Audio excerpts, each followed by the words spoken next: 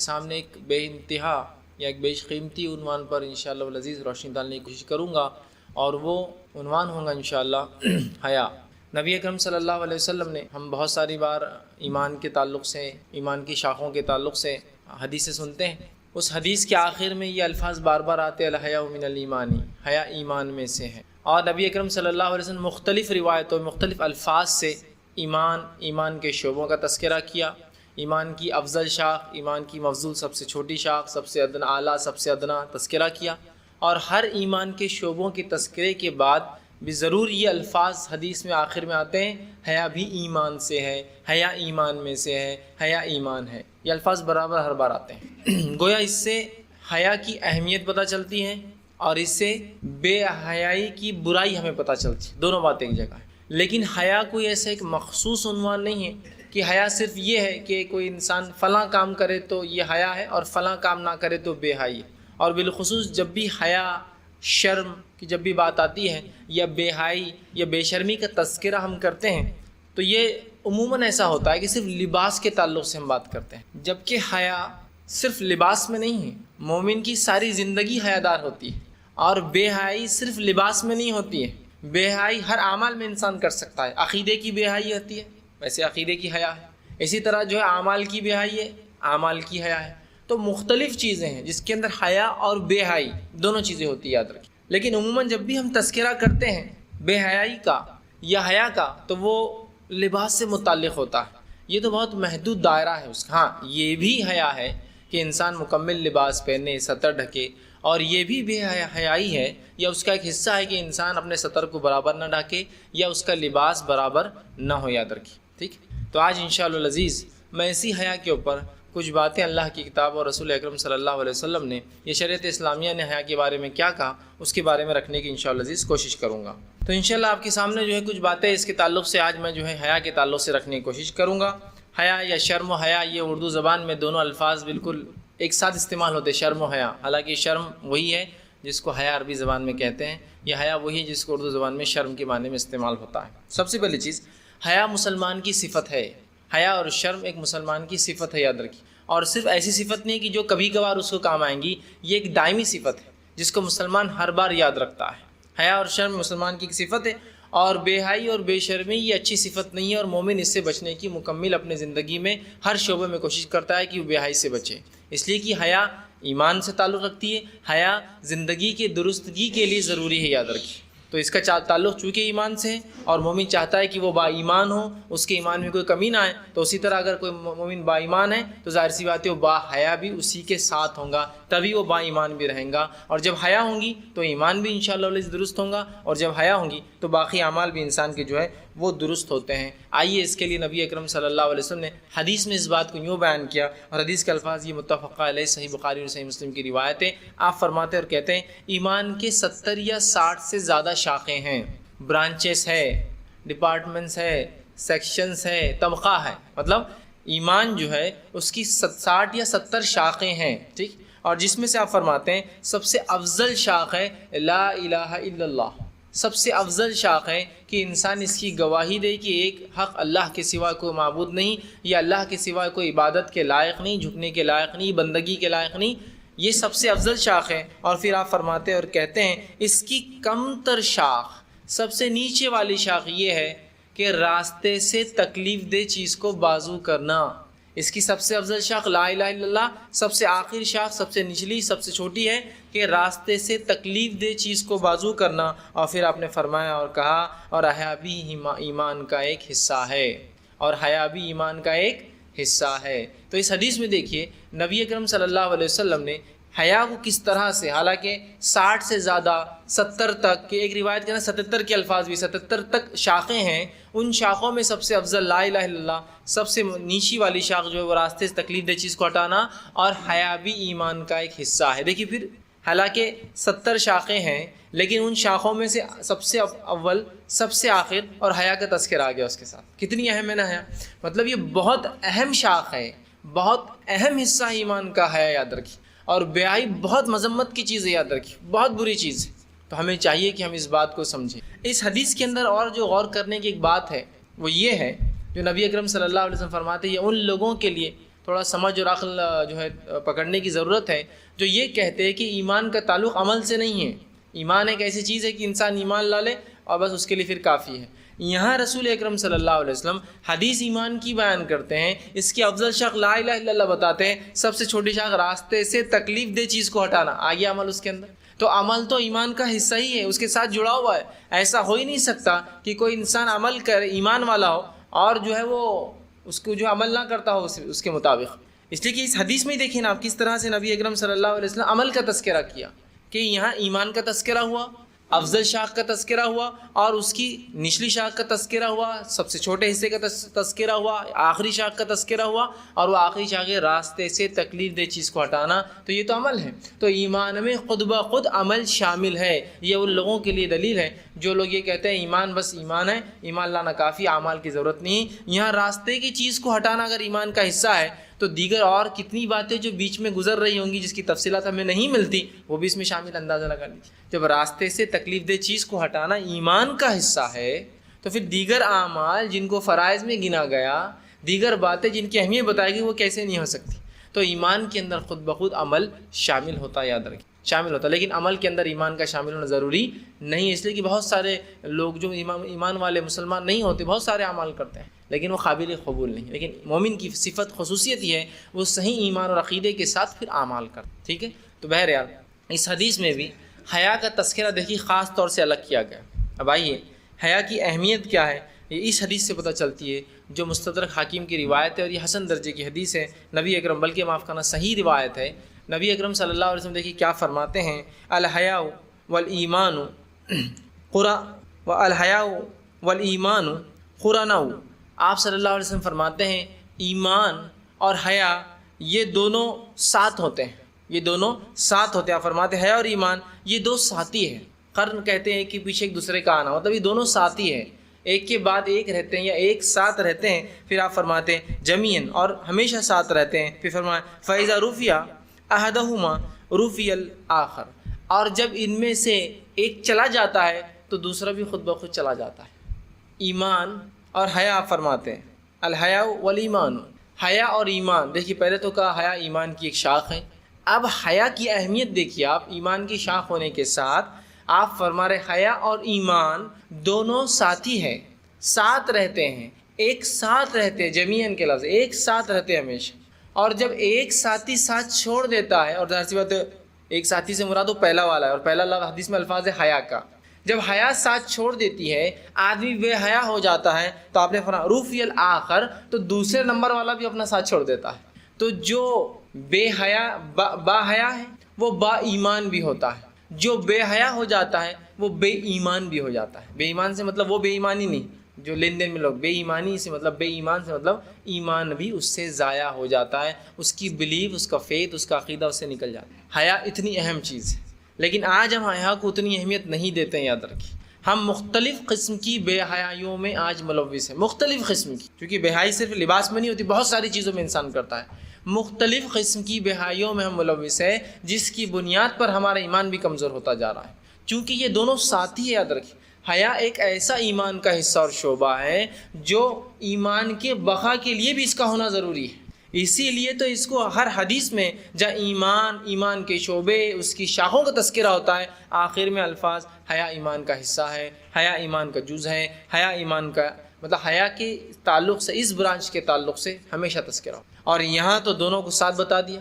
اگر ایک اٹھ جاتا ہے تو خود بخود دوسرا بھی کیا ہوتا ہے، نکل کر چلا جاتا ہے۔ تو ہمیں حیا کے بارے میں بہت فکر کرنا چاہیے، اس لیے کہ حیا یا شرم اور حیا انسان کو جو ہے بہت سارے فتنوں سے، بہت سارے شر سے، بہت ساری برائی سے انسان کو بچاتا ہے اور اس کو دور رکھتا ہے، یاد رکھیں۔ اور جب انسان بے حیا ہو جاتا ہے تو بہت سارے گناہوں میں، بہت ساری برائیوں میں انسان جو ہے ملوث اور گندے اور خبیث کام میں ملوث ہو جاتا ہے۔ اب حیا صرف ایک لباس کی نہیں ہوتی، حیا عقیدے کی ہوتی ہے۔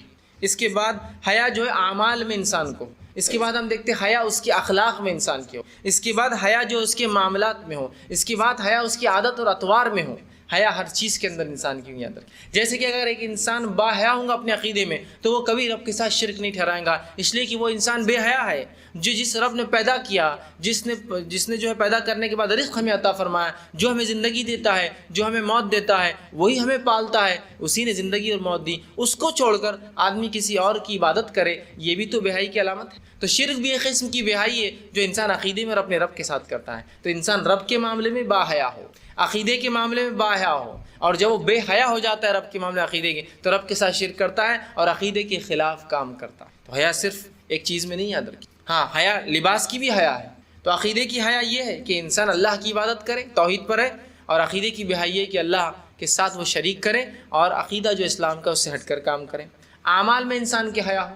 اعمال کی حیا کیا ہے؟ کہ انسان وہی اعمال کرے جو اعمال کو شریعت نے کہا ہے کہ کرنا ہے، اور ہر ان اعمال سے بچے جن اعمالوں سے بچنے کا شریعت نے حکم دیا ہے. تو جو انسان شریعت کے مطابق اعمال کرتا ہے وہ با حیا انسان ہے، اور جو انسان شریعت کے مطابق جو اعمال دیے گئے ان کو چھوڑ کر اس کے خلاف عمل کرتا ہے تو وہ بے حیا ہے. وہ انسان. تو اعمال کی حیا بھی ضروری ہے اور اعمال کی بے حیائی سے بھی ہم کو بچنا ہے. اسی طرح تیسری چیز اخلاق میں حیا. اخلاق میں حیا میں شامل ہے بات چیت کے اندر حیا، کہ الفاظ اچھے ادا ہو، بد کلامی نہ ہو، گالی نہ دی جائے، سخت کلام نہ کیا جائے، بری بات نہ کہی جائے، دل آزاری نہ کی جائے، کسی کو کمتر نہ سمجھا جائے، تکبر نہ کیا جائے، ہے نا. اخلاق میں حیا مطلب ہر وہ اچھے اخلاق ایک مومن اپنی نفس میں پیدا کرے گا. جو اخلاق ضروری ہے، جو اخلاق شریعت چاہتی ہے کہ میں اور آپ اپنے اندر پیدا کریں. اخلاق یا عادات جس کو ہم کہیں گے، عادتیں، اخلاق یا صفتیں، اچھی خصلتیں. تو ہم اپنے اخلاق میں با حیا ہو کہ بد اخلاقی ہم سے ظاہر نہ ہو، کیونکہ بد اخلاقی بے حیائی ہو جائیں گے. تو اخلاق میں ہم با حیا ہو، ہر کام ہم شریعت کے مطابق کریں، اور شریعت نے جتنے اخلاق کو اچھا بتایا ہے ان اخلاق کو اپنے نفس میں ہم ڈالنے کی کوشش کریں، اور جن اخلاق کو شریعت نے برا کہا ان اخلاق سے ہم بچنے کی مکمل کوشش کریں. تو اخلاق میں حیا ہونا ضروری ہے. اسی طرح جو ہے معاملات میں حیا، اور معاملات کی بے حیائی سے انسان بچے. معاملات میں حیا کیا ہے؟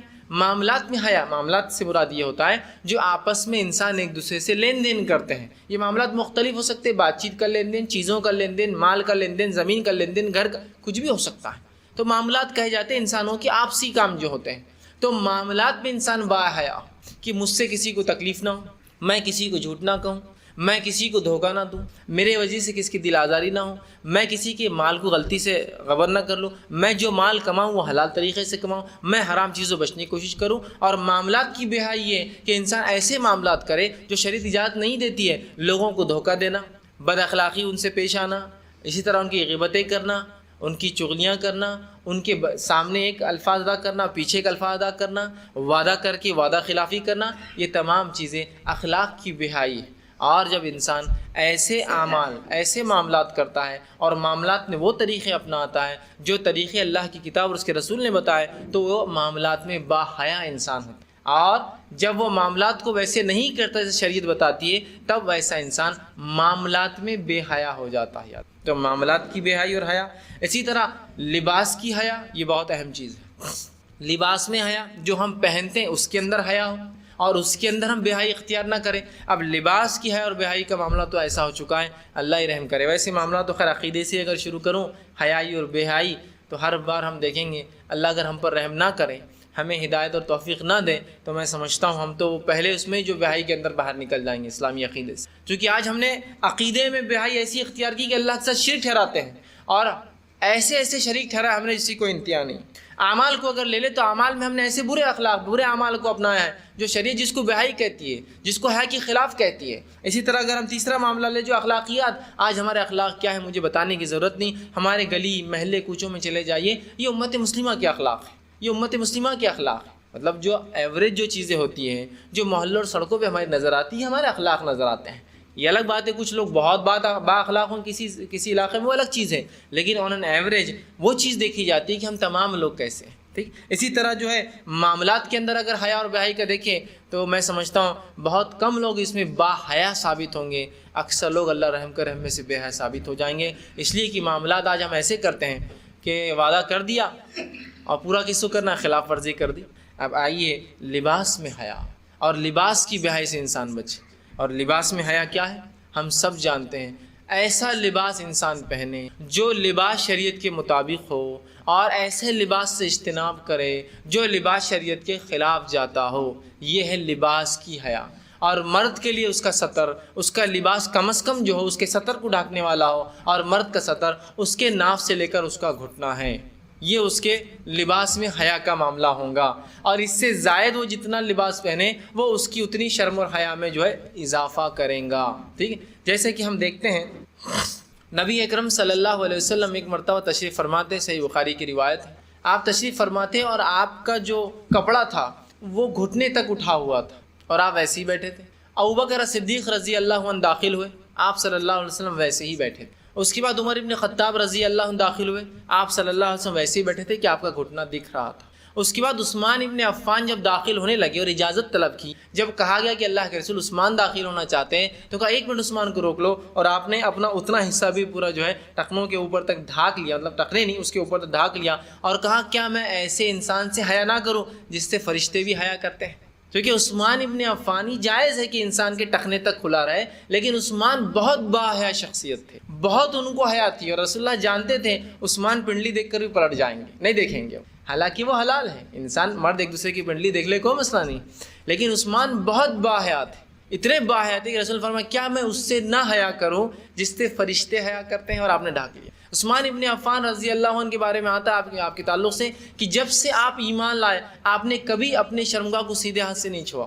قسم کھائی آپ نے کہا جب سے میں نے ایمان لایا میں نے کبھی اپنی زندگی میں اپنے شرمگاہ کو سیدھے ہاتھ سے نہ چھوا، اور جب سے میں ایمان لایا میں نے کبھی اپنی شرمگاہ کو نہیں دیکھا. وہ کہتے ہیں نہاتے بھی تھے تو آپ جو ہے شرمگاہ کو ڈھانک کر نہاتے تھے، حالانکہ ویسا حلال ہے، جائز ہے، لیکن یہ حیا ہے، اس کو کہتے ہیں حیا.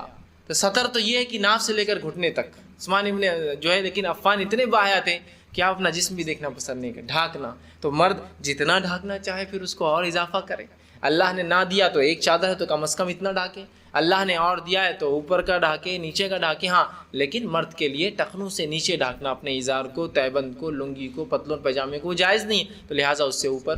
یہ الگ بات ہے کہ نیچے سے کوئی چیز اوپر آ سکتی ہے تو ساکس پہن لیجیے، آپ جرابیں پیتاوے پہن لیجیے تو وہ بھی ڈھک جاتا ہے نیچے، بہرحال. لیکن اس بات کو سمجھنا ضروری. تو باحیا تو لباس میں عورتوں کے لیے لباس کیسا ہو، ان کی حیا لباس میں کیا ہوں گی. تو عورتوں کے لیے اللہ کے رسول صلی اللہ علیہ وسلم جو حکم فرمایا اور جو بات آتی ہے آپ نے فرمایا کہ عورت پورا کا پورا ستر ہے، عورت پوری کی پوری چھپانے کی چیز ہے. تو عورت پوری چھپانے کی چیز ہے. اور ویسے اردو زبان میں عورت جو لفظ ہے وہ عربی سے ہی آتا ہے. عورہ عربی زبان میں، یا عورت اس کو اگر رک جائے تو اردو میں، چونکہ عربی میں جب آپ رکیں گے تو آخری لفظ ساکن ہوتا ہے، لیکن اردو میں ساکن نہیں، اس کو تے پڑھتے ہیں ہم لوگ. جیسے جنہ تو ہم جنت بولتے ہیں اردو میں. تو عورہ ویسے عربی ہے، عورہ کا معنی ہوتا ہے ڈھانکنے والی چیز. اسی سے لفظ عورت اردو میں آتا ہے ڈھانکنے والی چیز، اس کا نام ہی عورت ہے، ڈھانکنے والی چیز ہے مکمل. تو آسم فرماتے ہیں کہ عورت جو ہے یا عورت پوری ڈھانکنے کی چیز ہے. حدیث میں الفاظ ہے المرأۃ عورت، کہ عورت جو ہے وہ پوری ڈھانکنے کی چیز ہے. تو سر سے لے کر پیر تک عورت ڈھانکنے کی چیز ہے، یاد رکھیں، اسی لیے تو اسے عورت کہا گیا. لیکن کتنی افسوس کی بات ہے اس لباس کی حیا میں مرد تو الحمدللہ ثم الحمدللہ، اور اس سے بھی آگے الفاظ وہ ادا کرتا ہوں، چونکہ میں نے ایسا کوئی مرد نہیں دیکھا کہ جو اپنا سینہ کھول کر گھومتا ہو. اس لیے کہ مرد کے لیے سینہ اس کی عورت سطر میں سے نہیں ہے نا. تو اتنا بھی اگر وہ شرٹ پہن لے تو کیا مسئلہ اس کے لیے، کیونکہ اس کا سطر نہیں ہے. اگر وہ بغیر شرٹ کی بھی گھومے اور پینٹ اتنی اونچی ہے کہ جو سطر ڈھانک لیتی ہے پورا، تو بھی اس کے لیے وہ نہیں. لیکن ایسے مرد آپ کو کہیں نہیں ملیں گے، کسی قوم میں نہیں ملیں گے، کسی جگہ نہیں ملیں گے ایسے گھوم رہے ہیں. لیکن کتنی افسوس کی بات ہے، شیطان نے کیسا جو شکنجہ ڈالا اور کیسی گرفت کی بہائی پہ، اور کیسا مسلمانوں کو بھی اور انسانیت کو تو اس نے ڈالا ہی نرغرے میں اپنے اور جہنم کی طرف رسید کیا کہ آج مسلمان عورت بھی بہائی کے راستے پہ چل پڑے. ایسی بہائی کہ مجھے بولتے ہوئے شرم آتی ہے، اور لوگ کہتے بھی ہے کہ جب بولتے ہوئے شرم آتی ہے تو آپ بولتے کیوں ہیں. تو میں کہتا ہوں جو آپ کو کرتے ہوئے شرم نہیں آتی تو پھر میں بولتے ہوئے شرمانے کو چھوڑنا چاہتا ہوں، اس لیے کہ شریعت کے احکام کے تحت مجھے منہ کھولنا پڑتا ہے، میری خواہشات کے تحت میں منہ کھولتا ہوں اس معاملے. کہ آج لباس کی بہائی میں مسلم عورت ایسی پھنسی ہے جس کی وجہ سے سارا معاشرہ اس فتنے میں پھنسا ہے. یہ بات میری بہنوں کو، میری ماؤں کو، میری بیٹیوں کو بہت زیادہ سمجھنے کی ضرورت ہے. ایک مرد کے سطر کھلا ہونے سے بھی اس قسم کے فتنے میں اس کے ملوث ہونے کے کوئی امکانات نہیں ہیں، جس طرح سے ایک عورت کا رتی برابر بھی جسم کا حصہ چھلک جائے جتنے فتنے میں دوسرے مرد اور وہ خود بھی اس میں پڑ سکتی ہے. اس کی گواہیاں انسان دے رہے ہیں، اس کی گواہیاں معاشرہ دے رہا ہے۔ تو آج ہم دیکھتے ہیں لباس کے معاملے میں ہم لوگ بڑے بے حیا ہو چکے ہیں، اتنی بے حیائی ہو چکی ہے جس کی کوئی انتہا نہیں۔ حالانکہ شریعت نے اتنا باحیا بنایا کہ عورت جو کہ گھر میں ہے، اپنے محرمات کے سامنے ہے، جس کے اندر وہ اپنے جو زیورات پہنے ہیں وہ دکھا سکتی ہے، اپنے محرمات کو محرم کی ایک فہرست ہوتی ہے، ٹھیک، ابھی تفصیلات کا وقت نہیں، محرمات کو دکھا سکتی ہے اپنا زیور، جیسا اس کا سسر ہے، اس کا سگا بھائی ہے، اس کا شوہر ہے، اسی طرح جو ہے اس کا سگا ماموں، اس کا سگا چچا ہے، اگر وہ ہوتے ہیں تو ان کے سامنے اگر ہاتھ میں کچھ ہے تو دیکھ لے سکتے ہیں، گلے میں کچھ پہنے دیکھ سکتے ہیں، اس کے بال اگر ان کے سامنے دکھ جائے تو اس میں کوئی حرج نہیں، اور نیچے کا پنجے کا سامنے کا حصہ دکھ جائے کوئی مسئلہ نہیں، اور ہتھیلیوں تک ہاتھ دکھ جائے تو اس میں کوئی مسئلہ نہیں، باقی تو اس کا ڈریس رہے گا، وہ بھی زینت ہے۔ لیکن ظاہر سی بات ہے ایک مومن عورت پورا اپنے آپ کو ڈھانکتی ہے تو وہ زینت دکھیں گے، لیکن اتنا حصہ اگر کھلا دکھ جائے تو کوئی حرج نہیں، اس کا چہرہ ہے یہ دیکھ سکتے ہیں۔ اس کے بعد اگر وہ گھر سے باہر جاتی ہے یا غیر محرم کے دیکھنے کے چانسز بڑھ جاتے ہیں، بلکہ ہوتے ہی غیر محرم، تو کہا کہ یہ زینت بھی جو عام ہے اس کو مکمل ڈھانک لے، جس کے لیے ایک اور حیا کا حکم دیا، اور وہ حیا ہے کہ برقع ڈال کر باہر نکلے، گھر سے اپنے آپ کو ڈھانک کر نکلے۔ تو آج عورتیں گھر کے اندر بھی بے حیائی اختیار کر چکی ہے اور گھر کے باہر بھی بے حیائی اختیار کر چکی ہے، کہ گھر کے اندر بھی وہ پردے کی حدود نہیں ہے اور گھر کے باہر بھی وہ پردے کی حدود نہیں ہے۔ حالانکہ جو پردہ ہے، آپ کو جو ڈھانک کر نکلنے کا حکم ہے، یہ آپ ہی کے فائدے کے لیے، افسوس لیکن اس فائدے کو ہم سمجھ نہیں۔ یورپ میں، امریکہ میں عورتوں نے آزادی نسوان، women's right, women's freedom, women's liberation کے نام پہ بہت کچھ کیا۔ سب کچھ کرنے کے بعد آج وہیں آ کر کھڑے ہیں اور ان کا وہی دعویٰ ہے کہ یہ جو اسلامی سسٹم ہے یہ سب سے اچھا ہے عورت کے تحفظ کے لیے، اس کے علاوہ کوئی چیز عورت کو تحفظ نہیں دیتی۔ یہ ایک دم نیچرل، وداؤٹ اینی، جس کو کہیں گے انویسٹمنٹ، آپ کے لیے حفاظت، ایک ایسی سیکیورٹی ہے جس کے بارے میں آپ تصور بھی نہیں کر سکتے۔ یہ پردے کے صرف دنیاوی فائدے گنانا شروع کروں تو یہ درس انشاءاللہ کم پڑیں گا، صرف دنیاوی فائدے۔ ہاں، آپ خود ٹی وی دیکھ رہی ہے، آپ خود پیپر ایڈز آ رہے ہیں نا، کہ جو حصہ کھلا رہ جاتا ہے اور جو حصہ چھپا رہ جاتا ہے عورت کا، یہ زیادہ کالا ہے اور یہ کم کالا ہے نا، ایڈ آ رہے ہیں، یہ لگائیے تو یہ ہو جائے گا، وہ لگائی تو ہو جائے گا۔ ایک غریب عورت کیا کرے؟ سب سے اچھا یہاں تک پہن لے تو مسئلہ ہی نہیں، دھوپ میں جائی نہ کھلا رکھے تو یہ ایشو کھڑا ہی نہیں ہوگا، ہے نا۔ تو دیکھیے ایک مسلم عورت جو پردہ کرتی ہے آٹومیٹیکلی بہت ساری برائیوں سے اور جلد کے فتنوں سے، فساد سے، جلد کی برائی سے، کالے ہونے سے بچ جاتی ہے، دنیاوی فائدہ۔ ایک عورت اپنے گھر سے لے کر کالج تک یا اپنے کام کی جگہ تک جا رہی ہے، راستے میں دھول مٹی سے پریشان ہو کر وہ ایک ڈھاٹا باندھ لے رہی ہے، اسلام کہہ رہا ہے ویسے نوز پیس لگا لی، جلباب آپ کے چہرے پہ ڈال لیجیے، آپ ویسے ہی بچ گئے دھول مٹی سے، ہو گئی آپ کی سیفٹی سیکورٹی، ہے نا۔ اسی طرح آپ کسی کو دیکھ کر اپنی حیا کو، یہ سب برے لوگ ہیں، گندے لوگ ہیں جو راستے میں بیٹھے ہیں، اس کو دیکھ کر ہر عورت جو ہے چاہے جس بھی لباس میں کچھ نہ کچھ ڈھانکنے کی کوشش کرتی ہے، اپرون ہے تو پہن لیتی ہے، کپڑا ہو تو ڈھانک لیتی ہے۔ اسلام نے کہا تم پوری میری ماں بہنوں ڈھکی ہوئی رہو، تاکہ ایسے لوگ کہیں بھی آ جائے تو کوئی مسئلہ نہیں، باعزت لوگ تو آپ کو عزت کی نظر سے دیکھ ہی رہے، اگر برے لوگ بھی ہیں تو وہ خود آپ کو دیکھ کے ڈر جا رہے کہ آپ برقعے میں۔ کتنے دنیاوی صرف فائدے میں گنوا سکتا ہوں۔ اسی طرح جو ہے ہر عورت کو ہر بار نیا لباس پہننے کی ضرورت نہیں، اس لیے کہ ہر بار نیا لباس ہو نہیں سکتا، برقع کامن ہے، ایک ساتھ ہمیں روز پہنتے جاؤ، کوئی آپ کو آپ کے برقعے سے جج بھی نہیں کر سکتا۔ آپ کے برقعے کی وجہ سے آپ کو دنیا میں اعتبار سے کوئی اونچا اور نیچا، غریب اور مالدار بھی تصور نہیں کر سکتا، اس لیے کہ ساری عورتیں برقعے میں، برقعے سے تھوڑی اندازہ ہوتا کون مالدار اور کون غریب ہے۔ کتنے فائدے ہیں برقعہ اگر آپ کو ہو تو آپ کو یہ اتنے مہنگے کاسمیٹکس، اتنے مہنگے جو مختلف چیزیں جو فیشن کی آج کل آتی ہے اس سے آپ بچ جاتی ہے۔ برقعہ پہن لیا، صرف آنکھیں دکھتی ہے، آپ اندر منہ نہیں بھی دھوئے ہوئے تو کوئی مسئلہ نہیں آپ کے لیے، کون دیکھنے والا، آپ کا کیا معاملہ ہے، بال نہیں بھی جمے ہوئے آپ کے تو کوئی، میں نہیں کہہ رہا ہوں کہ گندے رہیے، بال مت جمائیے، منہ مت دھوئیے، لیکن میں یہ کہنا چاہ رہا ہوں دیکھیے آپ کا کتنا چیز ہے، گھر سے فوراً جانا ہے، باندھ لیا، کوئی تھوڑی پوچھنے والا اندر افسا، کتنے فائدے، آپ اس کی دنیا بھی صرف فائدے لمٹ لیس ہے، لیکن دین جو سب سے بڑا فائدہ وہ یہ کہ اللہ کی اطاعت اور اس کے رسول کی اطاعت میں وہ عورت ہوتی ہے، ان کی فرمانبرداری وہ کرتی ہے، اس کا ثواب پاتی ہے جب وہ اپنے آپ کو ڈھانکتی ہے۔ میں ایک واقعہ سناتا ہوں، ٹائمز آف انڈیا کے اندر یہ واقعہ آیا تھا۔ ایک برٹش جرنلسٹ جو لیڈی تھی وہ برٹین سے جو ہے نیو دہلی آئی ہوئی تھی، دلی، اور پھر اس کا دل چاہا کہ پرانی دلی گھوموں، بادشاہوں کی نگری دیکھوں ذرا کیا ہے، جامع مسجد کے علاقے میں آ گئی۔ جامع مسجد کا علاقہ اگر آپ نے بھی دیکھا ہوگا تو کیسا علاقہ ہے، جب گلیوں میں آپ گھستے ہیں تو جب ایک آدمی آتا ہے تو دوسرے کو بازو ہونا پڑتا ہے، ایک سائیکل آتی ہے دوسرا بازو ہوتا ہے، 3 ویلر رکشہ تو جانا دور کی بات ہے، اور سائیکل رکشہ بھی کچھ گلیوں میں نہیں جاتا ہے۔ یہ حالت ہے گلیوں کی، اگر جس نے کیا ہوگا تو وہ کہتی ہے کہ جب میں وہاں آئی اور اس کا جو اٹائر تھا، برٹش اٹائر جو تھا، نیچے سے کچھ تو بھی چھوٹا پہنا ہوا، اوپر سے کچھ تو بھی چھوٹا ہوا، گلے میں کیمرہ لٹکا ہوا، اور وہ گھوم رہی ہے ہر جگہ، تو کہہ رہی ہے کہ میں وہ گلیوں میں جب جا رہی تو کچھ گلیوں میں مجھے جانے سے ڈر لگ رہا تھا، اور گلی سے جب میں گزر رہی تو یہاں سے وہاں تک لوگ مجھے چھیڑ رہے تھے، کوئی انسان ایسا نہیں تھا جو چھیڑ نہیں رہا تھا، مجھے دیکھ نہیں رہا تھا، میری طرف بری نظر نہیں ڈال رہا تھا، گلیاں ایک تو چھوٹی ہے اور ظاہر سی بات ہے نکلنا ہے تو آپ کو ٹیڑھا ہونا ہے، ان کو ہونا ہے، تو بہت میرے لیے تعجب کی بات تھی۔ پھر وہ لکھتی ہے، اس نے بعد میں آرٹیکل لکھا تھا جو ٹائمز میں چھپا تھا، یہاں دیکھ کر پھر وہ چلے گئی اپنے وطن۔ اب یہ فارنر جو ہوتے ہیں ویسٹرنرس، ان کے عجیب عجیب ذہن چلتے ہیں. اس نے سوچا کہ میں ایک کام کرتی ہوں. وہ جو گلی میں جب گئی تو پورے برقعے لٹکے ہوئے تھے یہاں سے وہاں، پورا وہ ایریا میں برقعے کی بہت سی دکان ہے. تو ایک برقعہ خرید لیتی. ہوتا ہے نا کچھ انڈین ساڑیز پہن لیتے ہیں، کوئی انڈین لوکل جو ڈریس ہوتا ہے وہ پہنتے ہیں. تو اس کو ایک شوق وہ ہوا کہ میں برقعہ پہن لیتی. پھر اس نے برقعہ پہنا اور انہی گلیوں سے پھر وہ گزرتی واپس آئی.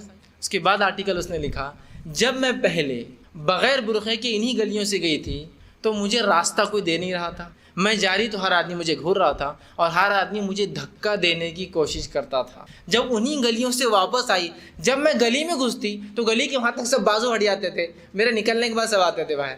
تو اس نے کہا میں نے یہ بات تو سیکھ لی کہ برقعہ جو سیکیورٹی دے سکتا ہے وہ سیکیورٹی دنیا کی کوئی فورس جن کے پاس زیڈ سیکیورٹی لیول بھی ہو تو وہ سیکیورٹی نہیں مل سکتی جو سیکیورٹی برقعہ دے سکتا ہے. کہ انہی گلیوں سے میں گزری، وہی لوگ تھے، لیکن جب مجھے دیکھتے گلی میں داخل ہوتے ہی تو مکمل گلی کو صاف کر دیتے. جب میں نزدیک جاتی تو جو مجھے دھکا دینا چاہتے تھے وہ بازو کھڑے ہو جاتے تھے. اگر میں ان کی آنکھ پہ چلی جاتی تو مجھ سے دور بھاگ جاتے تھے. تو یہ سیکیورٹی دی مجھے برقعے. ہے نہیں ہے یہ بات؟ آپ اندازہ لگائیے. تو آپ اس کی اہمیت کو جانیے، اہمیت کو سمجھیے. اخبار میں ایک آرٹیکل آیا تھا، سمیرا ریڈی ایک ماڈل ہے. ایک مرتبہ اس کا دل چاہا کہ میں حیدرآباد شہر گھوموں. اور ماڈلس حیدرآباد شہر کیسا گھوم سکتے ہیں؟ کوئی بھی شہر نہیں گھوم سکتے وہ تو، ہے نا. گلی کوچوں میں لوگ پکڑ لیں گے ان کو، ہے نا.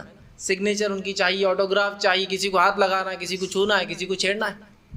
اس نے کہا کہ اب میں کیا کروں کہ مجھے عوام میں گھومنا ہے، عوام میں رہنا ہے، مجھے دیکھنا ہے کہ لائف کیا ہوتی. تو کسی نے مشورہ دیا، سمپل، حیدرآباد میں برقعہ پہن کے چلو. وہ کہتی ہے کہ میں نے برقعہ پہن لیا. یہ آرٹیکل آیا تھا دکن کرونیکلز میں. جب میں نے برقعہ پہن لیا تو میرا چہرہ تو کھلا تھا، میں نے سے برقعہ ڈال لیا تھا. لوگ مجھے دیکھ تو رہے تھے لیکن نزدیک آنے کی ہمت کوئی نہیں کرتا تھا. لوگ دیکھ تو رہے کہ یہ کوئی ماڈل ہے لیکن نزدیک آنے کی کسی کی ہمت نہیں تھی، اس لیے کہ وہ میرا برقعہ ایک ریپیلنٹ کا کام کر رہا تھا. جیسا ماسکیٹو ریپیلنٹ ہوتا ہے، مچھر کی بتی لگا دیتا ہے، مچھر خود بخود بھاگتے ہیں اس سے. تو کہا وہ دیکھ تو رہے تھے لیکن نزدیک آنے کی ہمت کسی کی نہیں تھی. اور پھر میں پورے چار مینار کی گلیوں میں آرام سے گھوم رہی تھی اور ایک آدمی نے بھی ہمت نہیں کی کہ میرے نزدیک آئے مجھ سے کچھ. آپ لگا رہے انداز، یہ دنیاوی فائدے اس کے انداز لگا رہے ہیں. شلپا شیٹی، اب آپ بولیں گے میں تو پورا ادھر ہی گھس گیا ہوں، لیکن میں بتانا چاہ رہا ہوں صرف آپ کو فائدے. غیر مسلم اٹھا رہے ہیں تو میری ماں بہنوں آپ کیوں نہیں اٹھاتے؟ آپ دیکھیے، زیارت کرنے جانا تھا اجمیر کو، تب کیسے جائے؟ اس لیے کہ اگر جس حالت اور حلیے میں جائیں گی تو مکھیوں سے بھی زیادہ لوگ چپک جائیں گے اس کو. تو کہا کسی نے مجھے بتایا برقعہ پہن لیجئے. برقعہ پہن کے جب میں گئی تو راستہ میرے لیے خود صاف ہو رہا تھا. لوگ مجھے پہچان رہے تھے لیکن کسی کی ہمت تو نہ تھی کہ نزدیک آ جا میرے. یہ ہے برقعہ، یہ آپ کے لیے حفاظت ہے. تو لباس کی حیا گھروں کے اندر، لباس کی حیا گھروں کے باہر. میں نے مردوں کو اس معاملے میں اس لیے کھنچائی نہیں کی، اس لیے کہ عموماً مرد کوئی بھی اپنا سطر نہیں کھولتا، چونکہ یہ فرائض میں سے وہ ڈھک جاتا ہے. اس کے علاوہ کوئی اپنی باڈی دکھا رہا ہے، ٹھیک ہے تکبر کا گناہ میں وہ ملوث ہوں گا لیکن حرام نہیں ہے اس کے لیے اپنا سینہ دکھا، یا کوئی وہ جو بھی ہے وہ سب الگ گناہ ہے، لیکن وہ سطر کی بہائی، پردے کی بہائی یا جس لباس کی بہائی میں ملوث نہیں ہوں. لیکن ہم دیکھتے ہیں جس حصے کو انسانیت کے، جس کو عورت کہا جاتا ہے، جس کو مکمل سطر شریعت نے بنایا، ڈھانکنے کی چیز بنایا، اگر وہ کھل جائے جو فتنہ اٹھتا ہے اس سے آپ انداز نہیں لگا سکتے. اتنا فتنہ ہوتا ہے اس سے. تو لباس میں حیا، ایک عورت ہماری ماں بہن لباس کی حیا اختیار کر، اور لباس کی بے حیائی جو ہماری عورتوں نے اختیار کی ہے اس کے لیے وہ عورتیں ذمہ دار نہیں، اس کے لیے میں اور آپ ذمہ دار ہیں. اس لیے کہ ایک گھر کا حاکم مرد ہوتا ہے، عورت نہیں ہوتی. تو ایسے کیسے ہوا کہ آپ کی حکومت کے اندر آپ کے جو ہے ماتحت رہنے والی عورتیں بے حیا ہو؟ اس لیے کہ آپ اپنے آنکھوں کا پانی، آپ نے آپ کی شرم و حیا کھو گئی تو آپ نے اپنی بیٹی کو پسند کیا اس لباس میں، اپنے بیوی کو پسند کیا اس لباس میں. اور ہم افسوس کی بات ہے دیوس ہو گئے. دیوس سمجھ، رسول اکرم صلی اللہ علیہ وسلم حدیث ہے دیوس جنت میں نہیں جائیں گا. اور دیوس اس شخص کو کہتے ہیں عربی زبان میں جس کے سامنے بے حیائی ہو رہی ہو، لباس کی بے حیائی خاص طور سے، اور اس کی عورتیں بے حیا ہو اور اس کے بعد بھی وہ خاموشی اختیار کرے، یہ ہے دیوس. ہم دیوس، اور آپ نے فرمایا دیوس جنت میں نہیں جائیں گا. چونکہ جب مرد دیوس ہو جاتے ہیں نا تو عورتیں ہو جاتی ہیں اور پورا سماج پھر بگڑ جاتا. تو اس بات کو ہم سمجھیں تو ہمارے لباس میں بھی حیا، عقیدے میں حیا، معاملات میں حیا، اعمال میں حیا، لباس میں حیا، اخلاق میں حیا، بات چیت میں حیا، لین دین میں حیا. ایسا معاملہ ہو کہ ہر بار کوئی کام کروں تو یہ سوچوں میرے رب کے سامنے کھڑا ہونا ہے. اگر یہاں بے حیائی ہوتی ہے معاملات کی، عقیدے کی، تو رب کے سامنے بہت با حیا ہو جاؤں گا، بہت مشکل ہو. تو یہ ہے حیا، صرف لباس کی نہیں ہے، یہ پورے انسانی زندگی کی، ایک مومن کی زندگی با حیا ہوتی، ہر معاملے میں وہ حیا کرتا ہے. اور حیا جو ہے، حیا کے تعلق سے نبی اکرم صلی اللہ علیہ وسلم کی حدیث سے آپ نے فرمایا، مسند احمد کی روایت، اور آپ نے کہا الحیاء من الایمان. حیا کا تذکرہ دیکھیے جب بھی آئیں گے نا، ایمان کا تذکرہ اس کے ساتھ آتا ہی ہے. وہ ایسے آئے ہر بار حدیث میں کہ دونوں ساتھ ہی آتے ہیں. جیسے آمنت باللہ والیوم الآخر کا تذکرہ ہمیشہ ایمان اللہ کے بعد آخرت پر ایمان کا تذکرہ قرآن میں آتا ہی ہے. اسی طرح حیا، جب بھی ایمان کا تذکرہ اور شعبوں کا تذکرہ، اہمیت تو حیا تو اس کے ساتھ جڑی ہوئی ہوں گی. آپ نے فرمایا الحیاء من الایمان والایمان فی الجنہ. حیا ایمان سے ہے، اور ایمان اور حیا انسان کو جو، اور ایمان انسان کو جنت میں لے جائے. تو ہم کوشش کریں کہ ہم با حیا ہو، اپنے کردار، اخلاق، معاملات، تمام چیزوں میں یاد رکھیے حیا اختیار کرنا بہت زیادہ ضروری. اسی طرح ہم دیکھتے ہیں حیا ایک ایسی چیز ہے جس کو صرف ایک مومن کو اپنانا نہیں، اپنانے کے بعد اس حیا کی دعوت بھی ہم کو لوگوں کو، عقیدے میں بے حیائی پاتے ہیں اس کی دعوت، معاملات میں کوئی بے حیائی کرتا ہے اس کی دعوت، لباس کی بے حیائی دیکھتے ہیں لوگوں کو اس کی طرف دعوت کی، اس بے حیائی کو چھوڑے. تو ہمیں نہ صرف حیا پہ عمل کرنا ہے، ہم کو اس کی دعوت دینا ہے. صحیح بخاری کی روایت ہے، نبی اکرم صلی اللہ علیہ وسلم فرماتے ہیں، اور آپ نے کہا آپ نے دیکھا کہ ایک شخص اپنے بھائی کو نصیحت کر رہا تھا، اور وہ کہہ رہا تھا کہ تو بہت زیادہ حیا کرتا ہے، تھوڑی کم حیا کر. بہت زیادہ حیا، معاملات میں حیا، کسی کو دھوکہ دوں گا تو کیسا ہوں گا، اگر میں نے اس کا سامان ٹائم پہ نہیں دیا تو کتنا برا لگے گا، یہ حیا ہے. تو وہ ان کے بھائی بڑے با حیا تھے، ہر معاملے میں با حیا. تجارت میں با حیا کہ تجارت کر رہے ہیں، وعدہ کر دیا تو دینا ہے، نہیں دوں گا تو یہ تو بہت بے حیائی کی بات ہوگی. تو انہوں نے ایک دن کہا اپنے بھائی سے، تم بہت حیا کرتے ہو، اتنی حیا کی ضرورت نہیں ہے. رسول اللہ وہاں سے گزر رہے تھے، آپ نے جو ہی سنا اس نے کہہ رہا تھا کہ بہت حیا کرتے ہو، ضرورت اتنی حیا کی. آپ نے فوراً سنا اور اس طرف بڑے، صحیح بخاری اور صحیح مسلم کی روایت ہے، آپ نے فرمایا اور کہا اس سے رہنے دے، اس لیے کہ آپ نے فرمایا حیا ایمان کا جز ہے. اسے رہنے دے جیسا یہ حیا دار ہے، اس لیے کہ حیا ایمان کا جز ہے. اس کو جو تو کہہ رہا ہے نا کہ اتنی حیا کی ضرورت نہیں ہے، غلط بات کہہ رہا ہے، اس کو ضرورت ہے اتنی حیا کی، اس لیے کہ حیا ایمان کا جز ہے. یہ جز ہے اس کا. اب آپ جز سمجھتے ہیں نا کیا ہے؟ ایک بہت انٹیگرل پارٹ، ایک ایسا حصہ جس کے ہونے سے وہ چیز کے وجود، اگر وہ چیز نہ ہو تو اس کا وجود ہی ختم ہو جائے، اس کو کہتے جز. لوازمات، شرائط، کہ اگر وہ غائب ہو جائے تو وہ چیز ہی ختم ہو جائے، اس کا جز ہے. کہ اگر یہ مائک ہے، اس کا کارڈ نکل جائے تو اس کا جز ہے، یہ کارڈ مائک بیکار ہے، پھر میرے سامنے جز ہے، بہت انٹیگرل پارٹ ہے، ایک دم اہم حصہ ہے. اس کے نکلنے سے وہ چیز ہی بیکار ہو جائیں گے. حیا نکل گئی تو ایمان بیکار ہو جائے. تو یہ بہت اہم چیز ہے، یاد رکھیے. نبی اکرم صلی اللہ علیہ وسلم نے لوگوں کو حیا کی تلقین کی، حیا کی نصیحت کی، اور ہر معاملے میں بے حیائی سے روکا. ہر معاملے میں، صرف لباس کے نہیں، ہر معاملے میں جو ہے ہمیں جو ہے بے حیائی سے روکا. اور جو ہے حیا ایک اتنی اہم چیز ہے کہ اگر کچھ حقوق بھی یا کچھ چیزیں بھی اگر ماری جائے، لیکن اگر حیا کا معاملہ اس کے مقابلے میں ہے تو شریعت نے یہ کہا وہ حقوق کو چھوڑ دو لیکن حیا کو پکڑو. حیا اتنی اہم چیز ہے. اس کا کیا معنی ہوا؟ مطلب کچھ چیزیں، کچھ حق ہے، ان حقوق کو ہم کو دینا ہے، لیکن ڈر ہے کہ اگر اس میں حیا جائیں گی تو حق اگر چھوڑ بھی دیتے ہیں اس کی وجہ سے تو بھی یہ چل جائیں گا. ایک مشہور واقعہ ہے، ایک عورت، یہ جو میں نے کہا نا کہ کوئی چیز ہے جو حق ہے وہ بھی چھوڑا جاتا ہے حیا کے لیے. ایک واقعہ تو مشہور معروف واقعہ ہے کہ ایک مرتبہ ایک عورت جو رسول اکرم جو ہے معاف کرنا صحابہ کے ساتھ جہاد میں گئی تھی. جب جہاد میں گئی اور جانے کے بعد اسے خبر ملی کہ اس کا بیٹا اللہ کی راہ میں مارا گیا، شہید ہو گیا. اب شہید ہو گیا تو ظاہر سے جب خبر ملی تو عورتیں جاتی تھی، مرہم پٹی کرتی تھی، موت کی قریب ہو تو پانی پلاتی تھی، 2 باتیں ہو جاتی تھی. کلمے کی تلقین ہو سکتا ہے، مطلب شہید ہوا مطلب گرا ہے، اور ظاہر سی بات ہے آدمی اچانک نہیں، کچھ لوگ زخموں کی تاب نہ لا کر مرتے ہیں، تھوڑی دیر بعد تو وہ بھی شہید ہو چکا، کسی نے خبر دی. جیسے ہی اس کو خبر ملی تو وہ دوڑنی پڑی میدان جنگ کے اندر کہ میرا بیٹا کہاں ہے. اور صحابہ کھڑے تھے اور وہ لڑکی کی جو ہے اس کے بیٹے کی جو لاش تھی، اور وہ عورت آئی، تاخیر سے آئی، لیکن صحابہ دیکھتے ہیں مکمل برقع پہن کے. تو لوگوں نے کہا عورت تجھ پر تعجب ہے، تیرے بیٹے کی موت کی خبر سنائی جا رہی ہے اور تو برقع پہن کر آئی. ہونا تو یہ ایک عورت کے لیے کہ اگر اس کے بیٹے کی موت کی خبر ہے تو جس حال میں بھاگ کے آ جائے کہ کچھ پانی پلا دو، کچھ دیکھ لو، کچھ بات ہو جائے، کلمے کی تلقین ہو جائے، اور تو برقعے میں آئی. تو اس نے کہا اے لوگوں سن لو، اے لوگوں سن لو، اس پردے کی بے حیائی کے فتنے میں پڑنا موت کے فتنے سے زیادہ سخت ہے میرے لیے. بیٹے کا حق تو ہے کہ میں آ کر ملوں اس سے جب وہ شہید ہو رہا ہے، لیکن پردے کا فتنہ اس سے بڑا فتنہ. میں بیٹے کی موت کے فتنے سے زیادہ پردے کے فتنے کو اہمیت دیتی ہوں، اور کہا کہ پردے کا فتنہ یہ بیٹے کی موت سے زیادہ بڑا فتنہ ہے کہ اگر میں بے پردہ بھاگتی ہوئی آ جاؤں گی، جو اس سے فتنہ ہوگا وہ بہت بڑا فتنہ ہوگا بنسبت میری بیٹے کی موت. موت بھی تو ایک اس کے لیے فتنہ، آزمائش کو بولتے ہیں. فتنہ تھی، آزمائش تھی، تو کہا یہ موت میرے لیے اتنی بڑی آزمائش نہیں ہے جتنی بڑی آزمائش اگر میں بے پردہ ہو جاتی، بے حیا ہو جاتی تو ہو جاتا. یہ ہے حیا. اسی طرح ایک واقعہ آتا ہے ایک صحابیہ کا، ان کو مرگی کی بیماری تھی، ایپیلیپسی. جو بھی وجوہات اس کے لیے ہوتی ہے، ڈاکٹر بتاتے خون کی کمی ذہن میں ہونے سے انسان گر جاتا ہے، آکسیجن کی کمی سے، واللہ اعلم ذہن سے اس بیماری کا تعلق. تو وہ عورت گر جاتی ہے اور اس میں آدمی بے ہوش ہو جاتا ہے، اس کو کچھ سدھ نہیں ہوتا ہے، اور وہ کیا کرتا ہے اسے پتہ نہیں ہوتا ہے. جب ہوش میں آتا ہے تو پتہ چلتا ہے ہاتھ مار لگ گیا، سر کچھ بھی ہو سکتا ہے. اگر آپ نے کسی کو دیکھا ہو کہ یہ مرگی کا دورہ کیا ہوتا ہے تو اللہ بہرحال رحم کرے، اس آدمی بہت سخت دورہ ہوتا ہے، اتنا سخت کہ ان امیجنیبل. آپ جس نے دیکھا ہو تو اس کو پتہ ہے آدمی گرنے کے بعد سر کو مارتا ہے صرف کسی بھی چیز پہ، اس کو پتہ نہیں ہوتا کیا ہو رہا ہے اس کے ساتھ. تو بہرحال اس عورت کو مرگی، وہ اللہ کے رسول صلی اللہ علیہ وسلم کے پاس کہ اللہ کے رسول، اللہ سے دعا کیجئے کہ مجھے شفا مل جائے اس مرگی مرض.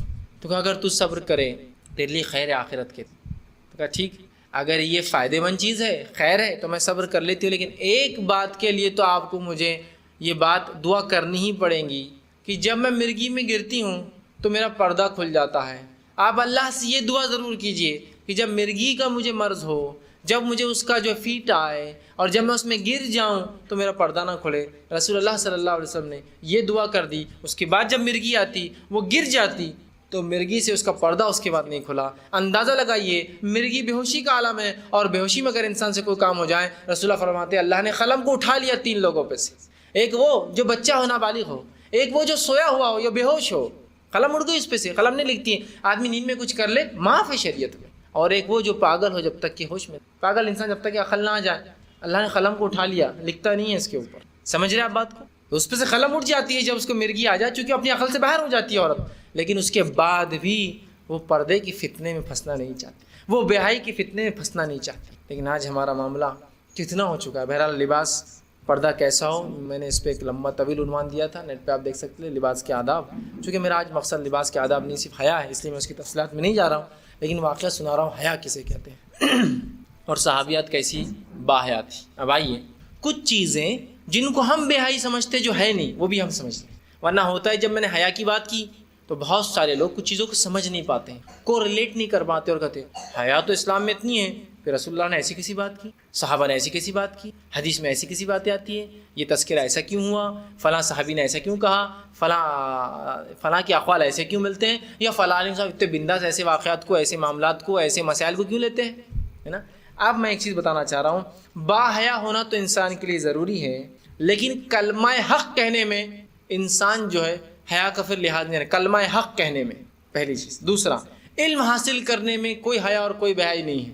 علم حاصل، کلمہ حق بولنے میں، علم حاصل کرنے میں. اور تیسرا، امر بالمعروف نہی عن المنکر میں انسان خیال نہ رکھے کہ حیا اور بے حیائی کیا ہے، کیونکہ وہاں اس کو بتانا ہے کہ یہ برائی ہے، اس سے روکو. تو ظاہر سی بات ہے وہاں اس برائی کو بولیں گا، اس کو سمجھیں گا، لوگوں تک اس کی قباحت کو پہنچائیں گا. تو یہاں جو ہے وہ اس معاملے میں یہ نہیں دیکھیں گا کہ کیا ہے. ورنہ آپ جیسے کہ پہلا واقعہ، کلمہ حق بولنے میں کوئی حیا اور بے حیائی کا معاملہ نہیں ہے. نبی اکرم صلی اللہ علیہ وسلم کے پاس اسامہ بن زید آئے. ایک ایسی قبیلے کی عورت نے چوری کی جس قبیلے کا بڑا مقام تھا عرب میں. جب چوری کی اور نبی اکرم صلی اللہ علیہ وسلم کے پاس لائی گئی، لوگوں نے کہا اگر اس عورت کا ہاتھ کاٹا گیا تو ہمارے قبیلے کی ناک کٹ، کچھ کرو کسی کو وسیلہ بناؤ. تو کہا اللہ کے رسول کے پاس کون وسیلہ بن کے جا سکتا ہے؟ تو کہا اللہ کے رسول کے چہیتے ہیں، وہ جا سکتے ہیں، اسامہ بن زید. اس لیے کہ اللہ کے رسول کے اسامہ بن زید بڑے چہیتے تھے. زید بن حارثہ آپ سن کے آزاد کردہ غلام کے بیٹے تھے.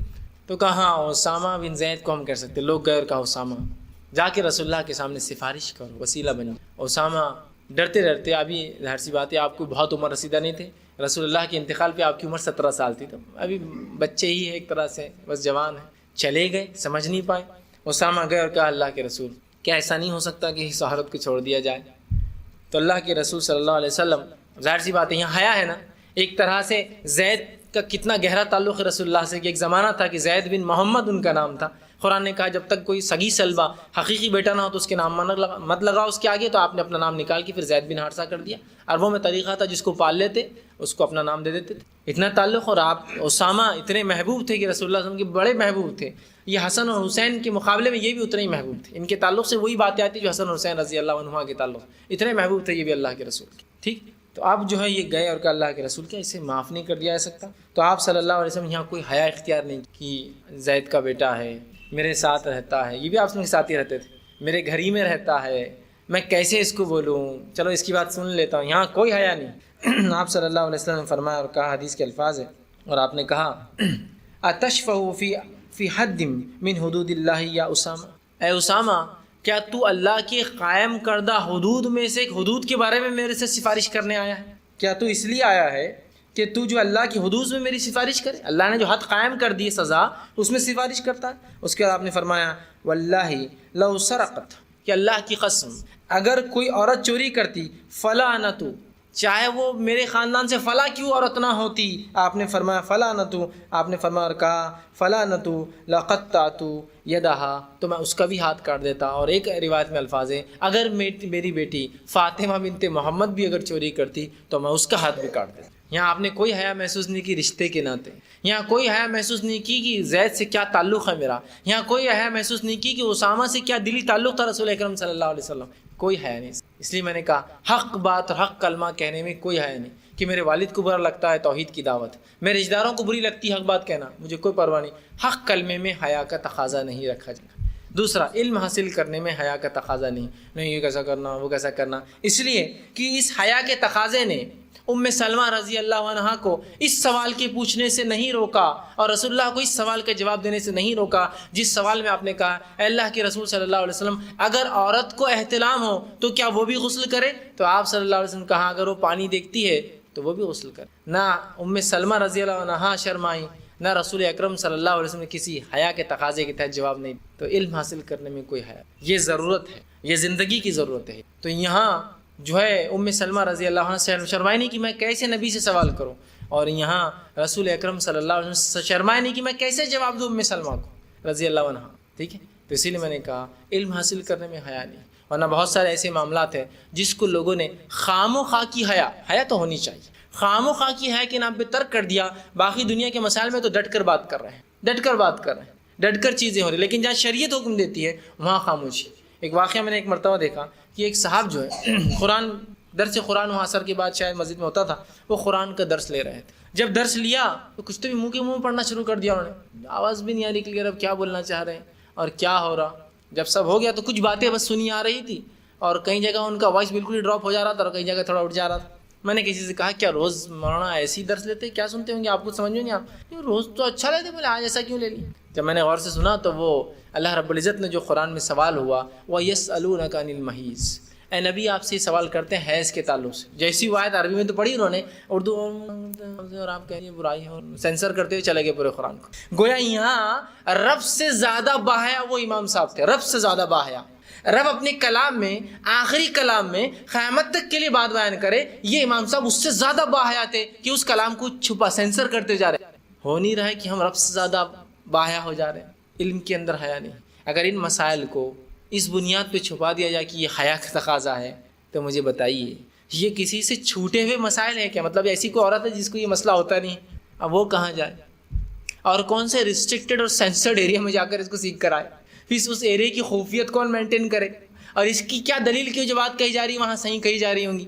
رب نے علی الاعلان جس بات کو کہا اس بات کو ہم کون ہوتے حیا کے تقاضے کے تحت چھپائیں؟ اس بات کو سمجھنے کی ضرورت ہے، یہ ہم سمجھ نہیں پا رہے ہیں۔ اور بہت ساری بار جو لوگ سمجھدار ہیں چیزوں کو سمجھتے ہیں اس کے بعد بھی خام خواہ کی حیا کے تقاضے کے تحت بہت ساری چیزوں میں ایسے ہو جا رہے ہیں جس کی کوئی انتہا نہیں۔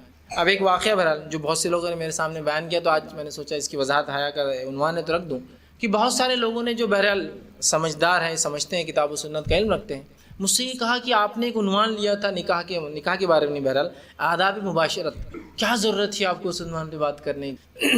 کیا عجیب مسئلہ تھا، کتنی عجیب بات ہے، وہ بڑی شرم کی بات تھی، بڑے اس میں فلاں تھے، بڑے اس میں یہ تھے، اس سے آپ کی شخصیت کو یہ ہو سکتا ہے، اس سے فلاں ہو سکتا ہے، اس سے یہ ہو سکتا ہے، اس سے وہ ہو سکتا ہے، بہت سارے لوگ، یا پھر وہ فلاں ایسا بول رہا تھا، یہ ایسا بول رہا تھا، اس نے یہ کہا، یہ عنوان کی سننے میں اس نے وہ کہا اور فلاں ہو رہا تھا. تو یاد رکھیے یہ تمام باتیں علم کے تحت کہی گئی تھی، خواہشات کے تحت نہیں. اور جس بات کو شریعت نے یہ کہا نکاح نصف دین ہے، نکاح آدھا دین ہے، ایمان ہے بلکہ نہیں، حدیث میں الفاظ نکاح آدھا دین ہے. نکاح ہوتا کیا ہے؟ نکاح کا معنی ہے عورت اور مرد کا ملنا، اسے کہتے ہیں نکاح. اردو زبان میں شادی، عام زبان میں ہندی ملاپ. نکاح مطلب جڑ جانا، مرد اور عورت کا ملنا. تو نکاح آدھا دین ہے. جب مرد و عورت کا نکاح ہوتا ہے، جب وہ ملتے ہیں تو آدھا دین مکمل کرتے ہیں. نماز پر تو آپ نے 100 کتابیں پڑھ لی، روزے پر تو آپ درس پہ درس سنتے جا رہے ہیں، فلاں مسجد پہ کہہ رہے ہیں. آدھا دین جس کو شریعت کہہ رہا ہے، اگر اس کے بارے میں منہ کھولوں تو بے حیا. آدھا دین، بات سمجھ رہے ہیں آپ؟ اور اگر تمام لوگ یہی سوچیں نہیں یہ بہت بے حیائی کی بات ہے، یہ بہت بے حیائی کی بات ہے، یہ بہت شرم کی بات ہے، تو ظاہر سی بات ہے اتنے اہم مسئلے میں جب ہم ان گائیڈڈ رہ جائیں گے، ہماری کوئی رہنمائی نہیں کرے گا، تو پھر جو حالات ہوں گے وہ حالات سے ہم کو دو چار ہونا پڑے گا. اور علم کی موجودگی میں کوئی انسان جہالت کو اختیار کرے تو وہ گناہ گار ہوگا. علم نہیں تھا وہ ایک الگ بات ہے، ہم تک علم پہنچانے کتاب و سنت کا اللہ اس کا فیصلہ کریں گا، وہ الگ بات ہے. علم کے پہنچنے کے بعد بھی آپ یہ کریں تو بہت تعجب کی بات ہے. نہیں کتابوں کی شکل میں بھی یہ چیز ہو سکتی ہے نا، بہت سے لوگوں کا کتابوں کی شکل میں بھی تو ہو سکتی ہے. میں نے کہا یہ بات تو ہے کتابوں کی شکل میں یہ چیز ہو سکتی ہے، لیکن ایسی کتنی مستند کتابیں آپ لاکھ دے سکتے ہیں اس عنوان پر جس میں کتابی شکل میں ہو اور جس میں یہ قرآن حدیث کے مطابق یہ لکھا ہو کیا کرنا ہے. اکثر کتابیں ایسی اللہ رحم کرے جس میں حلال کو بھی حرام بتا دیا گیا ہے، اس قسم کی سختیاں رکھ دی گئی جو شریعت میں نہیں ہے. تیسرا کچھ لوگوں نے کہا آپ نے یہ بات کہہ کر بہت رسوا کیا اللہ کے رسول اور صحابہ کو. وہ کیسے؟ اس لیے کہ آپ ہر بار کہہ رہے تھے وہ صحابیت نے یہ سوال کیا، وہ صحابہ نے کیا، رسول نے جواب دیا. دیکھیے اللہ کے رسول کی شخصیت بھی مطلب اس میں آ جا رہی ہے. لوگ بولیں گے دیکھو اللہ کے رسول ایسی گندی گندی باتیں کرتے تھے کیا، اور صحابہ اور صحابیت کی شخصیت بھی آ رہی کتنی گندی. میں نے کہا یہ انہوں نے کیا نہ کر دیا نہ، یہ اب جو کر دیا وہ اس لیے کہ امت کی رہنمائی ہو. کتنی شرم کی بات ہے ہم جیسے مسلمانوں کے لیے کہ اس رہنمائی کو ہم شرم کے نام پر چھوڑ دے رہے ہیں. علم شرم میں اگر یہ شرم اختیار کر لے تو پھر حرام کاری عام ہو جائیں گی. یاد رکھیے، سمجھ رہے آپ بات کو؟ علم کے معاملے میں نبی اکرم صلی اللہ علیہ وسلم کا ایک شخص آئے، کہا اللہ کے رسول میں نے زنا کیا مجھے سزا دیجیے. آپ نے چہرے کو پھیر لیا. پھر وہ دوسری طرف سے کہا اللہ کے رسول میں نے زنا کیا ہے مجھے سزا دیجیے. پھر آپ نے تیسری طرف چہرہ پھیر لیا. پھر وہ آ کر اللہ کے رسول صلی اللہ علیہ وسلم میں نے زنا کیا ہے. تو آپ نے کہا اس کی عقل تو ٹھکانے ہے، پاگل آدمی ہو تو سزا نہیں دے سکتے، کچھ ہی بول دیں گے. تو کہا اللہ کا رسول اس کی عقل ٹھکانے. لوگوں نے بھی گواہی دی، اس نے بھی گواہی دی. پھر اس کے بعد رسول اللہ نے کہا چلو اب مجھے بتاؤ، کیونکہ معاملہ سنگین ہے، سزا موت کی، اب مجھے بتاؤ کیا ہوا تھا. کتنی بے حیائی نہیں ہے یہ، اس لیے کہ یہاں حق کی گواہی دینا ہے، یہاں سچ بات کو معلوم کرا، علم کا مسئلہ ہے. تو کہا کیا ہوا تھا؟ کیا ایسا تیرا معاملہ ہوا تھا جیسے کہ سورمے کی سلائی سورمے کی وہ ڈبی کے اندر جا کر آتی ہے، سرما لگانے سے پہلے آپ ڈال کے نکالتا ہے، یا ایسا تیرا معاملہ ایسا ڈول کنویں کے اندر جا کر نکلتا ہے؟ تو کہا ایسے ہی ہوا. تو کہا پھر اسے سزا دو، اس لیے کہ زنا کے اندر دخول شرط ہے، اگر نہ ہوا تو بہرحال وہ تو ہو سکتا ہے آدمی غلط فہمی میں زنا بول دے اس عمل کو کہ صرف اس نے کچھ تو بھی غلط کام کیا ہو لیکن اس نے داخل نہ ہوا. تو کہا ایسا ہوا ہے، حالانکہ رسول اللہ سب سے با حیا شخصیت تھے. پھر بھی آپ نے سوال، علم کا معاملہ، زندگی کا معاملہ تھا.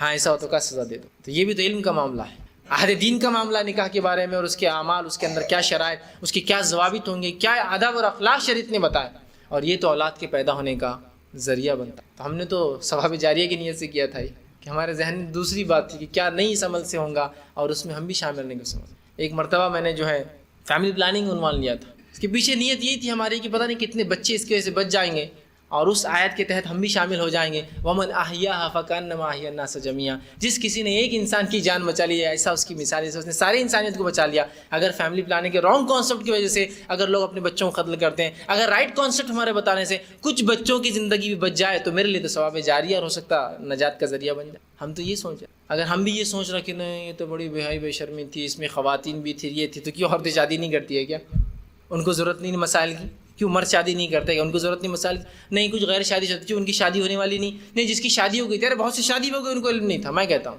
علم ہے. اور بہت سے لوگ تو وہ تھے جو صرف پریشان تھے کہ یہ علم ہمیں بتائیں گا کون، اور آج تک کیوں چھپایا گیا. یہ اتنا اہم علم ہے، انسانی زندگی کا بہت اہم علم ہے. شریعت اس کو نصف دین کہہ رہی ہے. نکاح کو آدھا دین کہا جس نے، نکاح کرنے سے ایمان مکمل کہا آدھے کا ایمان مکمل کر دے، آگے آدھے کے لیے وہ اب جو ہے خیر کرے، کوشش کرے اس کو صحیح کرنے کی، اتنی اہم چیز کے بارے میں کیسا؟ تو یہاں علم کے معاملے میں حیا اور شرم. کچھ لوگ یہ کہتے نہیں، بہت سارے لوگ یا IRC میں آتے ہیں تو یہ لوگ بہت زیادہ کھل کر ایسی باتیں کرتے ہیں، ویسی باتیں کرتے ہیں، کیسی باتیں ہیں وہ نہیں بولتے کہ وہ سینسر رہتا ان کے لیے، نہیں وہ ایسی باتیں کرتے ہیں، بس اچھی بات نہیں. تو کیا یہ کوئی ایسی مجلس ہے جس میں ایسی باتیں کرنے کے لیے ہم جمع ہوئے؟ یہ علم کی مجلس ہے.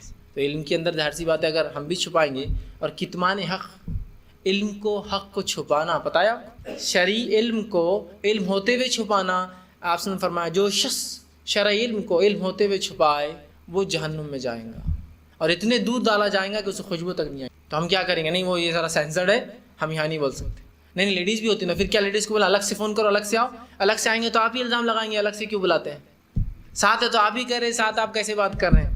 سمجھ کی بات ہے. اس چیز کو سمجھنے کی ضرورت کہ حیا کے تقاضے اپنی جگہ ہے، لیکن حق کی گواہی دینے میں، علم کے حاصل کرنے میں، اچھائی کا حکم دینے میں، برائی سے روکنے میں یہاں یہ تقاضے نہیں، یہاں نہیں. بہرحال آئیے، تو ام سلمہ رضی اللہ عنہا کو حیا نے اس سوال سے نہیں روکا پوچھنے سے، اور رسول اکرم صلی اللہ علیہ وسلم کو حیا نے اس کے جواب سے نہیں روکا. یہاں حیا نہیں ہوں گی، یہ چونکہ اصل معاملہ. اسی طرح عمر ابن خطاب رضی اللہ عنہ، امر بالمعروف نہی عن المنکر کا، عمر ابن خطاب رضی اللہ عنہ نے کہا میں یہ سوچتا ہوں، لوگ مہر کے ان کے زمانے میں یہ سوچتا ہوں، خطبہ دے رہے تھے آپ، مہر کے معاملے میں لوگ بہت بڑھ چڑھ کر وہ کر رہے ہیں، بہت اس میں وہ کر رہے ہیں. میں چاہتا ہوں مہر کی رقم فکس کر دی جائے تاکہ یہ اختلافات ہی ختم ہو جائے.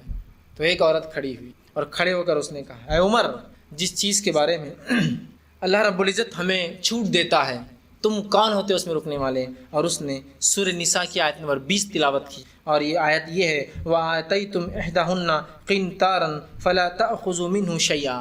اگر تم مہر کی شکل میں ایک عورت کو سونے کا پہاڑ قنطار بھی دے دو تو پھر ان سے اگر طلاق دو تو کچھ بھی واپس نہ لو. کیا لفظ استعمال کیا؟ قنطار، سونے کا پہاڑ. تو کہا عمر جس معاملے میں اللہ نے ہم پہ حد لاگو نہیں کی، کہا سونے کا پہاڑ دے سکتے ہو مہر میں، تم کون ہو تو دینے والے؟ عمر ابن خطاب نے جیسے ہی یہ لفظ سنے اور جو سنا تو آپ کو حیا نہیں آئی کہ ایک عورت عمر کو سکھائیں گی؟ حیا نہیں آئی آپ کو؟ آپ کھڑے ہوئے اور آپ نے کہا کہ جو ہے اور یوں کہا، الفاظ یوں ہیں کہ آپ نے کہا کہ کسی شرم اور حیا اور کسی مطلب کوئی بھی ایسا سوچ کہ میرے سامنے عورت کیسا کرے اس کے بغیر آپ نے کہا کہ تم سب تو میرے سے زیادہ فقیر. یا ایک روایت میں یہ الفاظ ہے عورت حق پر ہے اور عمر سے چوک. آپ نے یہ نہیں کہا حیا کا تقاضا ہے، میں امیر المومنین ہوں، اور اگر رسول اللہ کے بعد آپ فرماتے کوئی نبی ہوتا تو میں ہوتا، میرے سے چوک ہونا بولے تو کیسا ہے، میں اتنے بڑے ملک کا بادشاہ ہوں، میں کیسے برداشت کروں؟ نہیں، آپ کھڑے اور کہا لوگ تو بڑے فقیر، مطلب لوگ زیادہ فقیر مانا سمجھدار ہیں. اور ایک روایت میں آپ نے کہا عورت حق پر ہے اور عمر سے چوک ہو. بات اپنی واپس یہ نہیں کہا جو امر بالمعروف نہی عن المنکر کا مسئلہ تھا، اچھائی کا حکم دینے برائی سے روکنے کا مسئلہ تھا. آپ نے ایک اچھی نیت سے کہ لوگ مہر میں بڑا افراط و تفریط کر رہے ہیں باندھنے کا سوچا، عورت نے کہا تم کون ہوتے ہو، جبکہ اللہ نے نہیں کہا، اس نے بھی حکم دیا اچھائی کا. عمر نے اپنی بات کو فوراً دوسرا آپ ہی کا واقعہ عمر ابن خطاب رضی اللہ عنہ کا، امر بالمعروف نہی عن المنکر میں آپ ایک مرتبہ جمعے کے خطبے کے لیے کھڑے اور واز کرنے لگے. ایک شخص نے کہا عمر تمہارا واز ہم جب تک نہیں سنیں گے جب تک کہ تم یہ نہ بتا دو کہ تم نے 2 کپڑے کیسے سلائے، اوپر کا اور نیچے کا، جبکہ جو مال غنیمت میں کپڑا ملا تھا ہم سب کو صرف ایک کپڑا سلا، اوپر کا یا نیچے کا. عمر نے کہا ٹھیک ہے، اور زور سے آواز دی عبداللہ جواب دو. آپ کے بیٹے عبداللہ ابن عمر اٹھے اور کہا میں نے اپنا جو جنگ میں مجھے ہی مال غنیمت میں کپڑا ملا تھا اپنے والد کو گفٹ کر دیا، تحفہ دے دیا، لہٰذا یہ جو 2 ہے اوپر کا امیر المومنین کا ہے، نیچے کا جو کپڑا ہے میرا ہے. اس لیے کہ وہ آدمی جو ہے خد میں بھی کم تھا، اس نے کہا میرے جیسے کا نہیں ہو رہا. عمر تو بڑے لہیم شہیم، تمہارا کیسے ہوا؟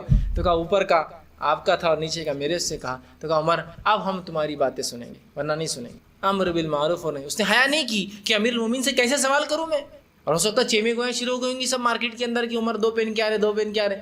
اڑ گیا وہ کہ امر بالمعروف نہیں ہے منکر کا معاملہ تھا، اس کو کوئی حیا محسوس نہیں ہوئی، اور عمر کو بھی کوئی حیا محسوس نہیں ہوئی کہ تم کون ہوتے ہیں پوچھنے والے، کہیں سے بھی لایا ہوں گا، میں پورے اسٹیٹ کا لیڈر ہوں. آج کل تو چھوٹی چھوٹی پوسٹ والے کیا نہیں فائدے اٹھا لے رہے. ہاں یہ تو پورے آپ اندازہ لگائیے عمر کی حکومت اور کیا مطلب وہ تھا. یہ نہیں سوچا کہ مجھ سے سوال کرتا ہے، میری حیا کا تقاضا ہے کہ میں اسے جو 2 کوڑے لگا کے ہکال دوں یہاں سے. کہا کہ عمر نے کہا کہ عبداللہ جواب دو. عبداللہ نے کہا میں نے اپنے والد کو اپنا کپڑا تحفہ دیا، انہوں نے اس سے جو ہے سلا لیا. تو شخص نے کہا ہاں اب آپ کی ہم اچھائیاں سب سن. تو یہاں بھی کوئی حیا کا تقاضا نہیں. ٹھیک ہے، تو بہرحال یہ چند باتیں تھیں ایک مسلمان کے لیے ضروری ہیں کہ وہ شرم اور حیا کے تقاضے کو اپنی زندگی کے ہر معاملے میں ہر گوشے میں لاگو. لیکن اس کو اس کی حدود کے اندر، یہ نہ ہو کہ حق بات کو بھی اب حیا کے نام پہ چھپا دو کہ میرا دوست کیا بولیں گے اگر اسلام کی دعوت دوں گا، میری ماں کیا بولیں گے اگر میں کہوں گا یہ کپڑے جو آپ پہن رہے بے حیائی ہے، تو یہ فلاں میرے دوست تھے انہوں گالی دیتے لیکن اب میں کیسے ان کو سمجھاؤں یہ گالی دے رہے تو یہ فلاں، نہیں، یہ حیا نہیں۔ یا کوئی سوال کہہ رہا ہے کہ فلاں مسئلہ ہے، شادی کا مسئلہ ہے، ولادت کا مسئلہ، اولاد کی پیدائش کی کچھ مسائل ہے، میں کیسے جواب دوں اس کرنا ہے؟ یہاں تو آپ کو بتانا ہوگا، اگر آپ کے علم ہے نہ ہے تو آپ کہہ دیں بھائی ایسے سوال مجھ سے مت کیجیے، میں نہیں جانتا اس کے تعلق سے، تو کسی علم والے سے آپ پوچھ لیجیے، آگے چلے۔ تو ایک مومن کا شیوا ہو، وہ حیا کو اپنا شعار، شیوا، پہچان، علامت یا اس کی شناخت کو بنا لے، ہر معاملے میں، عقیدے میں حیا، معاملات میں حیا، اخلاقیات میں حیا، لباس میں حیا، ہر چیز میں اس کی حیا چھلکے، اور بے حیائی سے وہ اپنے آپ کو، اپنے نفس کو، اپنے سماج کو، اپنے گھرانے کو، اپنے معاشرے کو، اپنے آپ کو سب کو جو ہے بچانے کی بہرحال کوشش کریں۔ اور اپنی بات کو عبداللہ ابن مسعود رضی اللہ عنہ کے اس قول پہ میں ختم کروں گا۔ آپ کہا کرتے تھے اور فرماتے تھے اللہ سبحانہ تعالیٰ کے بارے میں پوری طرح با حیا رہو، اللہ کے معاملے میں انسانوں پوری طرح با حیا رہو۔ اور پھر کہتے تھے سر اور جو اس میں ہے، سر اور جو اس میں ہے، اور پیٹ اور جو اس میں ہے، اس معاملے میں حیادار رہنا۔ لیکن سر اور اس میں کیا ہے؟ دماغ، اور دماغ میں ہوتی ہے سوچ، اور سوچ انسان کو مجبور کرتی ہے عمل کرنے پہ، اس معاملے میں حیا رکھنا۔ سوچو بھی حیا کے اعتبار سے، سر میں جو کچھ ہے، سر میں اور کیا ہے؟ آنکھیں ہیں، سر میں کان ہے، سر میں سب سر کے اندر ہی آتے ہیں، تو یہ تمام چیزوں کے بعد اللہ سے حیا رکھنا، منہ سے غلط بات نہ کرنا، کان سے کوئی غلط چیز نہ سننے کی کوشش کرنا، آنکھوں سے غلط چیز نہ دیکھنا، سر کے اندر غلط خیالات نہ لانا، تو سر میں جو اس کے تعلق سے باحیا رہنا رب کے معاملے میں۔ اور پھر فرماتے تھے اور پیٹ میں جو کچھ ہے اس تعلق سے باحیا رہنا رب کے، کہ جو کھاتے ہو وہ حلال ہو، ٹھیک ہے؟ تو کہا کہ ان دو معاملوں میں اللہ سے باحیا رہنا، اور جو اس میں اس کی حفاظت کرو کہ کوئی ناجائز چیز میں نہ جانے پائے، اور موت اور آزمائش کو ہمیشہ یاد رکھا کرو۔ اور نبی اکرم صلی اللہ علیہ وسلم کا ایک قول ہے، صحیح بخاری کی روایت کا ایک حصہ ہے، جس میں آپ نے فرمایا کہ لوگوں سے زیادہ اللہ کا حق ہے کہ اس سے وہ حیا کرے یا اس سے حیا کی جائے، لوگوں سے زیادہ اللہ کا حق ہے کہ اس سے حیا کی جائے۔ تو لوگوں سے اب حیا کر کے کچھ کام نہیں کرتے ہیں، بھائی یہ عمر رسیدہ آدمی، ان کے سامنے یہ بات نہیں کہنا چاہیے، تو اللہ سے ہمیشہ حیا رکھو کہ میرا رب ہے، میں ایسے کہ لباس نہیں پہننا چاہیے، میرا رب مجھے دیکھ رہا ہے ایسی بات نہیں کرنا چاہیے، میرا رب مجھے دیکھ رہا ہے میں ایسا نہیں سوچنا چاہیے، میرا رب سب کچھ جانتا ہے میں ایسے کام نہیں کرنا چاہیے۔ تو لوگوں سے زیادہ رب کے معاملے میں باحیا رہو، تو ہم کوشش کریں اپنی زندگی کے ہر شعبے کو حیا کے تحت بہرحال کوشش کریں۔ اللہ سبحانہ تعالیٰ سے دعا